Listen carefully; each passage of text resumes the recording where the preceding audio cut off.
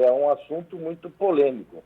Nós temos acompanhado, não só aqui no Paraná, mas cada unidade da federação, cada município, uns a favor, outros contra. O importante é que o pico, o momento mais agudo da pandemia já passou, né? Espero que não volte mais. Temos visto aí nos Estados Unidos, alguns lugares, exigindo o uso de máscara novamente, com algum retorno do vírus com mais intensidade. Então nós temos que avaliar bem essa situação. E o mais importante, doutor Nelson, é despolitizar esse assunto. Tem muita ideologia envolvida nessa situação. E a situação exige, obviamente, uma avaliação estritamente técnica, baseada em dados científicos, a necessidade ou não. Eu, por exemplo, sou a favor da vacinação. Eu, minha família toda, nós tomamos todas as vacinas. Eu tomei até a vacina de reforço, porque é inegável que, na medida em que foram dadas as vacinas, na mesma medida, na mesma proporção, foram caindo o número de óbitos. Então, é inegável a eficácia da vacina. Alguns falam que a vacina foi feita às pressas, não tem comprovação adequada, mas e daí? Nós temos a certeza que temos 660 mil mortes em função da pandemia. É muita gente. E na medida em que se vacinou, veio caindo. Agora, a questão do passaporte, tem que ver a necessidade de realmente se aplicar. Eu não sei, eu questiono um pouco essa situação. Ok. Governador, nós dissemos aqui, há cerca de alguns anos passados, quando o senhor era candidato ao Senado da República, em que houve um decreto prisional contra a pessoa do senhor, né? E por fatos havidos ou montagem de gravações havidas lá no ano de 2010. Eu quero dizer para o senhor pessoalmente que aqui nesse programa nós comentamos que achávamos extremamente extemporâneo qualquer uma dessas medidas, não tinha nenhum fato novo e, enfim, o senhor era dado como um dos eleitos ao Senado da República e acabou não se elegendo, claro, consequência de tudo que houve. A quantas anda a sua situação jurídica em relação a esses processos, inquéritos que foram abertos contra o senhor? Olha, Nelson, os paranaenses conhecem a minha trajetória política, da minha família, do meu pai, a nossa conduta ética, a nossa conduta e trajetória retilínea, sempre com retidão, sempre com observância, zelo, austeridade na aplicação correta dos recursos públicos. Eu vou só para te dar exemplos. Um governo que não tem austeridade na aplicação dos recursos públicos, que não tem a seriedade, não deixa o Estado do Paraná, um Estado, na situação que nós deixamos o Paraná, a melhor situação financeira e fiscal do Brasil. Transformamos esse Estado num grande canteiro de obras. Veja o exemplo do Rio de Janeiro, o ex-governador, um réu confesso. Olha a situação financeira do Rio de Janeiro, destruída. Houve um desmonte num dos principais estados do Brasil. Entra governo, sai governo e não consegue resolver a situação. Então, esse é um exemplo prático, né? A prática é o critério da verdade. E eu fui vítima da maior armação da história do Paraná, talvez do Brasil, porque o meu processo nunca foi jurídico, ele foi político-eleitoral. Foi para me tirar da política e caçar de maneira arbitrária a minha candidatura ao Senado da República. Eu não aceito o que fizeram. Como você mesmo lembrou, uma denúncia lá de antes de 2014, portanto, o termo jurídico não tem contemporaneidade. Eu não tinha inquérito instaurado, eu não fui chamado para depor, não fui chamado para dar explicações. Foram direto me sequestrar, invadiram minha casa, sequestraram a mim e minha mulher. Invadiram a casa da minha mãe, uma senhora de 81 anos. Eu não aceito o tratamento indigno que algumas pessoas fizeram em relação a gente. Eu peguei o ápice do ativismo judicial. Muito poder para algumas pessoas que não têm equilíbrio emocional para exercer tanto poder. E vieram caça às bruxas em cima da classe política, tentando criminalizar a atividade política e demonizar os políticos. Ah, mas por que você? Me pergunta. Porque eu virei alvo. Eu possivelmente fui o contraponto do PT. Que num dado momento acusaram a Lava Jato, acusaram o juiz, de ser tucano. Aí, para equilibrar o jogo, viraram o canhão para mim. Mas não existe meia prova contra mim. Meia prova. Estou vencendo tudo na justiça, inquéritos sendo arquivados, denúncias sendo anuladas, estou sendo absolvido de praticamente tudo.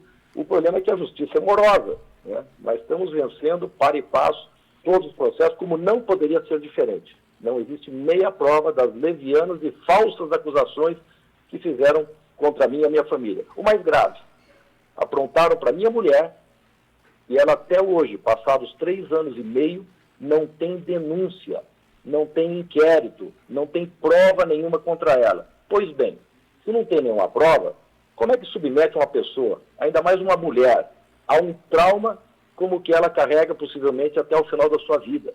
Quem pede desculpas a ela? Quem vai catar as penas lançadas ao vento? Como se as pessoas não tivessem honra a ser preservada. Nós demoramos muitas vezes uma vida para construir uma reputação. E da noite para o dia, uma tentativa de esfaqueado pelas costas, de assassinar a sua reputação, eu não aceito. Eu tenho profunda indignação do que aprontaram para mim aqui no estado do Paraná.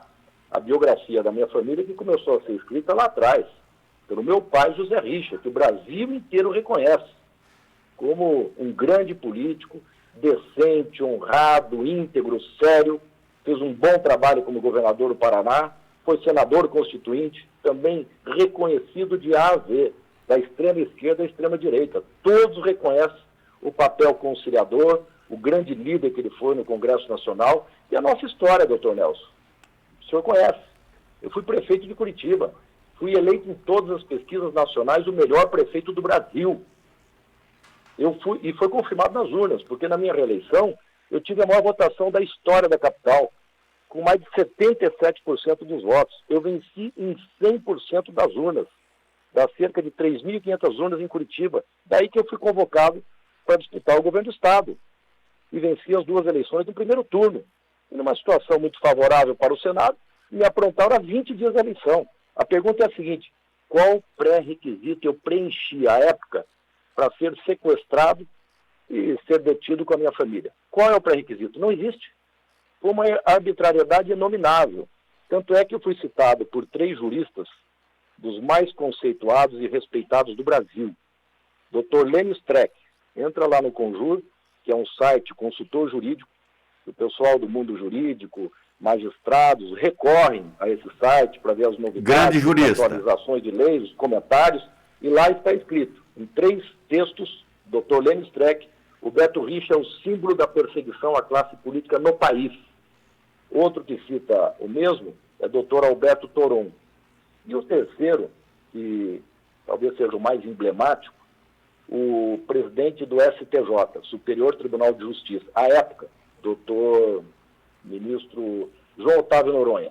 Numa reunião com magistrados, comemorando os 30 anos da Constituinte, ele aborda aí os excessos e abusos do Ministério Público, ele aborda o ativismo judicial, cita nomes, o juiz que me aprontou aqui no Paraná, o Bretas no Rio de Janeiro, que já tem delações homologadas envolvendo as arbitrariedades dele, e ele fala, está entre aspas, transcrito no Conjur, o caso Beto Richa no Paraná causa arrepio, presidente do STJ. E detalhe, eu não conheço nenhum dos 3. Não fizeram por amizade, por proteção, foi espontâneo o comentário deles pela arbitrariedade que foi cometido contra mim e a minha família aqui no Paraná. Mas estou vencendo tudo. E resolvi voltar para a política, porque eu não posso deixar que a história belíssima da minha família com esse Estado seja interrompida de maneira criminosa, como que fizeram conosco. Isso terá sequência, porque, modéstia à parte, todos os mandatos que eu ocupei até hoje, meu pai o mesmo, nós honramos a confiança do povo do Paraná. Nós fizemos grandes gestões reconhecidas nacionalmente. Eu entreguei o Paraná, doutor Nelson, com a melhor situação financeira e fiscal do Brasil. Eu carrego comigo o extrato do Banco do Brasil no dia 6 de abril de 2018, o dia que eu deixei o governo, com 2 aplicações que somam 6 bilhões e 700 milhões de reais. Obras em andamento por todo o Paraná, como a Infoz. O belíssimo viaduto na Costa e Silva, com a 277, é obra nossa. Foi inaugurado, acho que há 2 anos atrás. Até eu que nominei. O nome, deputado Lírio Bertoli, se não me engano. Isso. A outra trincheira lá na frente, com a Avenida Paraná, trincheira governador José Richa. Nós que fizemos lá atrás. Um monte de liberações para diferentes prefeitos que foram à época do meu governo, para pavimentação asfáltica. Quando o Hospital Municipal de Foz estava com gravíssimo problema, não conseguia mais operar, nós assumimos pelo Estado e pagamos o custeio de cerca de 8 milhões de reais por mês. Fizemos nesse hospital, e eu fui visitar, cirurgias eletivas. Chegamos a zerar no Paraná a cirurgia de catarata. Implantamos o programa de helicópteros, que salva a vida todos os dias de paranaenses. Enfim, foi uma infinidade de obras por todo o Estado, grandes obras, até hoje em andamento. Beto, me diz uma coisa. Nosso governo. Me diz uma coisa, você vem como candidato a deputado federal, é isso? Eu me isolei aí nos últimos 2 anos e resolvi aceitar convites e andar pelo interior, doutor Nelson. Certo. E aí o apelo, o desejo das pessoas para a gente voltar para a política. A palavra que eu mais escuto de lideranças, com prefeitos, ex-prefeitos, vereadores, liderança do setor produtivo, é saudade. Você estava presente no interior. Eu fui o único governador que esteve nos 399 municípios, num mandato, reeleito, fui repassando. Você recebia todos em Curitiba e, o mais importante, um volume expressivo de recursos, obras e investimentos para os 399 municípios. E eu aceitei. Eu vou voltar para a política e eu acho que o mais adequado para o momento seria uma pré-candidatura a deputado federal, para ajudar o meu estado e ajudar o Brasil, com a experiência de quem foi prefeito, de quem foi governador, com a liderança que eu exerço, não só dentro do meu partido, mas com outras lideranças de outras legendas, para ajudar o país a reencontrar o caminho do desenvolvimento, para gerar oportunidades de emprego, de prosperidade, muita gente desempregada, sobretudo agravado com a situação da pandemia, muitos foram à falência nos seus negócios, e nós precisamos, tem gente passando fome hoje. Então nós precisamos ajudar, porque aqui no Paraná também, quando eu fui prefeito, numa avaliação do IPEA, um órgão federal, foi a maior redução de pobreza e miséria do Brasil. E depois no governo, a maior redução de pobreza e miséria dentre todos os estados do Sul e do Sudeste. Programas da Fernanda, minha esposa, que cuidou com muita dedicação e carinho das pessoas mais humildes, das famílias mais necessitadas, com programas que ajudaram a tirar essas pessoas da extrema pobreza e da miséria. Foram 350 mil famílias atendidas com os programas, sobretudo o Família Paranaense, reconhecidos pelo IPEA. E aprontaram para ela. Eu disse para os procuradores, vocês têm ideia quanto que minha mulher administrou de orçamento entre prefeitura e governo na área social? Quase 7 bilhões de reais. Nunca se ouviu, lidando com ONGs e com entidades. Qualquer denúncia de desvio de dinheiro, ruído sequer, nunca se ouviu má aplicação do recurso, porque foram referências nacionais os programas implantados em auxílio às pessoas carentes. Então, esse trabalho todo, essa experiência, eu acho que eu posso ajudar muito o Brasil e orgulhar o povo do Paraná com uma atuação que espero tenha destaque. Agora são 12 horas e 5 minutos. Alguma pergunta, Nélio? Nós vamos aproveitar o ex-governador do estado do Paraná, Beto Richa. A situação partidária em termos nacionais, regionais, aquilo que envolve eleição para governador do estado, além de toda essa busca por representatividade, até pelas questões de sobrevivência dos partidos, fundo eleitoral, fundo partidário, enfim, esse panorama geral do PSDB. Olha, sendo muito verdadeiro, lógico que o nosso partido se enfraqueceu depois do ocorrido aqui, que aprontaram no Brasil também em relação aos políticos, e o PSDB, depois que foram em cima do PT para equilibrar o jogo, vieram em cima da gente, gerou um desgaste. Isso é inegável. Eu não vou ser hipócrita deixar de reconhecer o que aconteceu. Depois, obviamente, a cada momento, eu agora na presidência do PSDB, correndo o Estado, reestruturando, fortalecendo, identificando nomes até 2 de outubro, para a filiação, 2 de abril, melhor dizendo, para a filiação de candidatos, para fortalecer as nossas chapas de federal e estadual, foi um trabalho difícil. porque é difícil você concorrer com a máquina do Estado, com a máquina federal, com partidos que acabaram abrindo um leilão. Alguns vieram conversar comigo, o partido tal me ofereceu tanto, o outro ofereceu tanto. O que você oferece aqui? Olha, vamos depender depois da Nacional, que vai destinar para o Paraná de fundo eleitoral. E será distribuído de forma mais justa e transparente possível. Então eu não entro nesse leilão. E aí eu lembro das palavras do meu pai. Hoje em dia é difícil fazer política. Hoje não tem mais idealismo, não tem ideologia. Eu não quero generalizar, né? Tem pessoas muito bem intencionadas. Mas virou muito isso, né? Não estão pensando no bem do país, no fortalecimento de um partido, nos dogmas do partido, nas bandeiras que o partido defende, não. Hoje você vê os políticos pulando de galho em galho. É inconcebível um político sair da extrema esquerda e ir para a extrema direita, ou vice-versa. Onde é que fica a ideologia? É por isso que não temos partidos fortes no Brasil. É por isso que a classe política acaba caindo no descrédito com o eleitor. Porque nós, políticos, temos que ser previsíveis.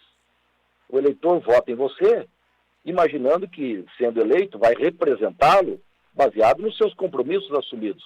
Eu sei que o meu deputado que eu elegi, em determinada matéria, ele vai agir dessa forma. Em determinado assunto, ele vai agir assim. E acaba um jogo de interesse danado e, no nosso caso, dificultou um pouco. Mas conseguimos, sim, fazer boas filiações de lideranças respeitadas em diversas regiões do Paraná. Temos uma chapa razoável e vamos conseguir eleger uma bancada expressiva na Assembleia Legislativa e acredito na Câmara Federal também.